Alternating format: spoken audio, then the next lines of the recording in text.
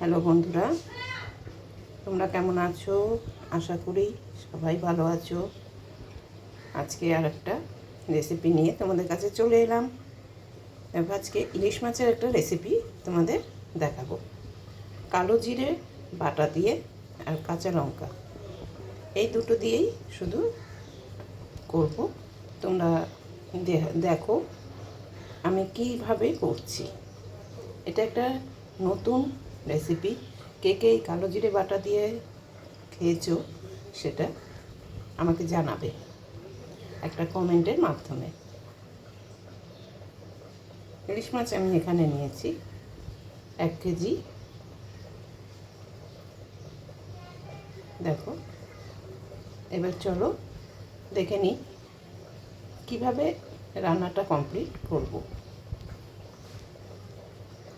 বা কীভাবে রান্নাটা করব। কেউ স্কিপ করো না, তাহলে বুঝতে পারবে না কখন কোনটা দিচ্ছি। রান্নাটা খুব সহজ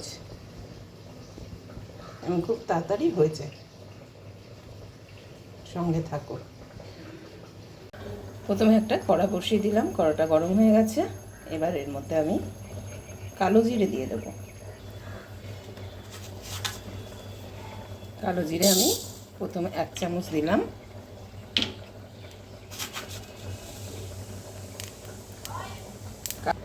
তিন চামচ আমি কালো জিরে দিয়ে দিলাম। এবার কালো জিরেটা ভালো করে ভেজে নেব, শুধু কড়াতেই ভাজবো। সুন্দর একটা গন্ধ বেরোবে কালো জিরে। তারপরে এটা কাঁচা লঙ্কা দিয়ে বেটে নেব। ভাজা হয়ে গেছে। কালো জিরেটা আমি মিক্সিং জারে নিয়ে নিয়েছি। এবার ঘুরিয়ে নেব, আগে একটু বেটে নেব। দেখো, কালো জিরেটা বেটে নিলাম। শুকনো খোলাতে আমি ভেজে নিয়েছি, তারপরে আমি শুকনো বাটলাম। এবারে কাঁচা লঙ্কা দিয়ে বেটে নেব। এবার লাল কাঁচা লঙ্কা আমি দিয়ে দিলাম। এবার বেটে নেব আর একটু। এবার জল দিয়ে বাটবো।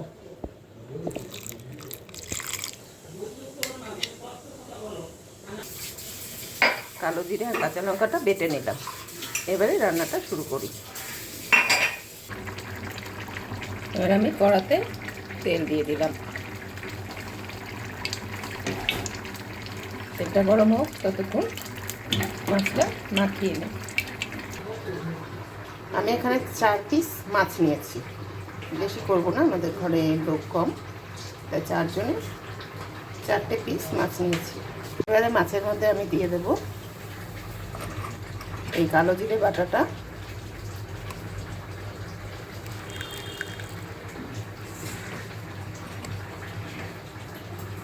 আর দেব নুন। স্বাদ মতো নুন দিয়ে দিলাম। আর দিলাম হলুদ। এই দিয়ে মাছটা মাখাবো। আর দেব একটু কাঁচা তেল।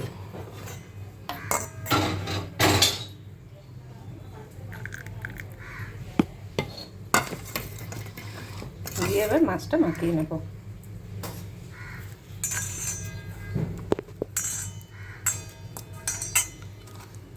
সুন্দর করে মাখিয়ে আমি রেস্টে রেখে দেব 15 মিনিট।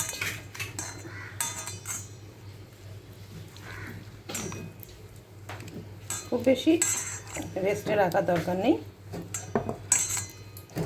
মশলা ঢুকে যাবে ভেতরে। এইভাবে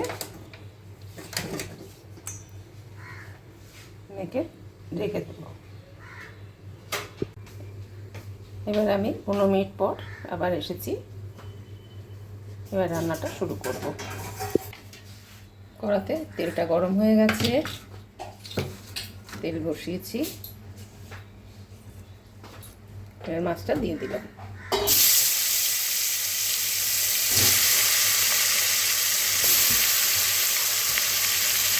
খুব অল্প সময়ের মধ্যে মাছটা হয়ে যায় রান্না।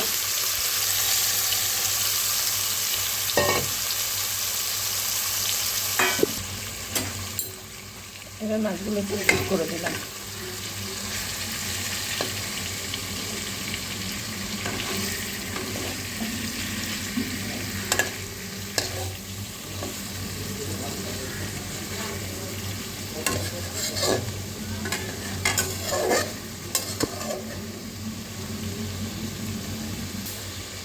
তিনটে কাঁচা লঙ্কা দিয়ে দিলাম। যে যেরকম ঝাল খাবে কাঁচা লঙ্কা টিপে খেয়ে নেবে।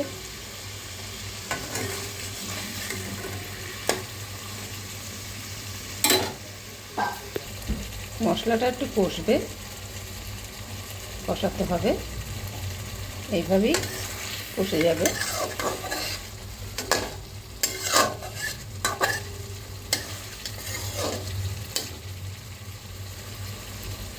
পাঁচ মিনিট পর আবার আসছি। মাছটা আর একটু কষবে, তেল ছেড়ে আসবে, ততক্ষণ অপেক্ষা করতে হবে।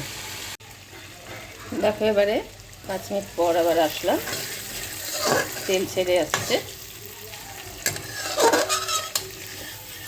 এইভাবে তোমরা ঘরে একবার রান্না করে খেও, খুব ভালো লাগে। ইলিশ মাছ যেমন তেমন করে করলে ভালো লাগে, কিন্তু তোমরা চাও একবার এইভাবে চেষ্টা করো, করে খেও, দেখবে ভালো লাগবে।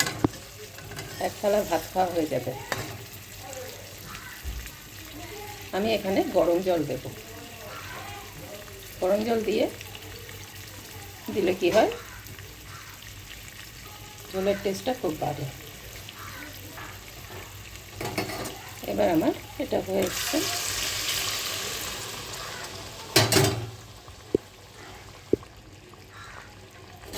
দেখে নিই, খুব বেশি জল দেওয়ার দরকার নেই।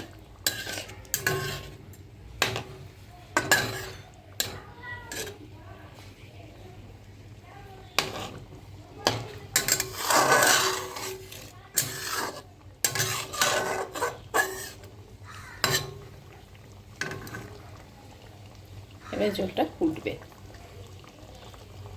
ভালো করে ফুটলে নামিয়ে দেব।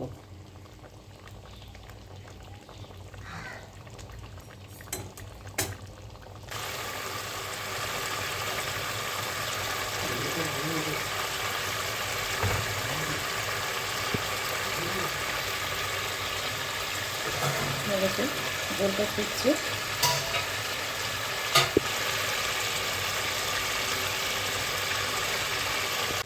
আবার আসলাম। এবারে আমার গ্যাসটা একটু বাড়িয়ে দেব।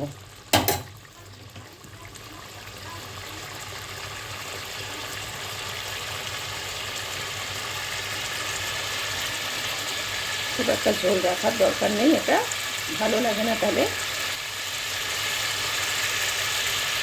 এই পর্যায়ে আমি নামাবো।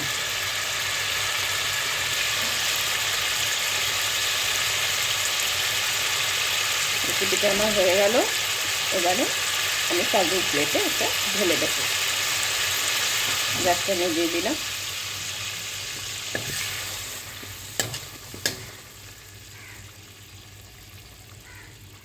দেখো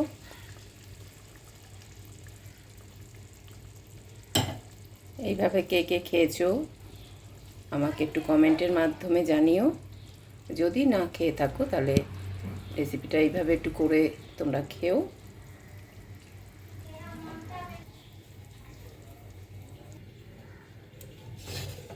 এবার আমি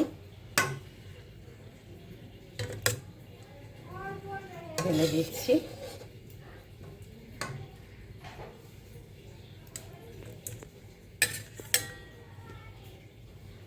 রেসিপিটা যদি তোমাদের ভালো লাগে, একটা ছোট্ট রিকোয়েস্ট থাকলো, একটা কমেন্টের মাধ্যমে আমাকে জানিও। আর যারা নতুন আছো, দেখে রেসিপিটা ভালো লাগছে, তাদের কাছে একটা ছোট্ট রিকোয়েস্ট, সাবস্ক্রাইব করে আমার পাশে থেকো। বন্ধুরা, আর বেল আইকনটা প্রেস করে রেখো যাতে নিত্য নতুন রেসিপি দিলে তোমাদের কাছে আগেই পৌঁছে যায়।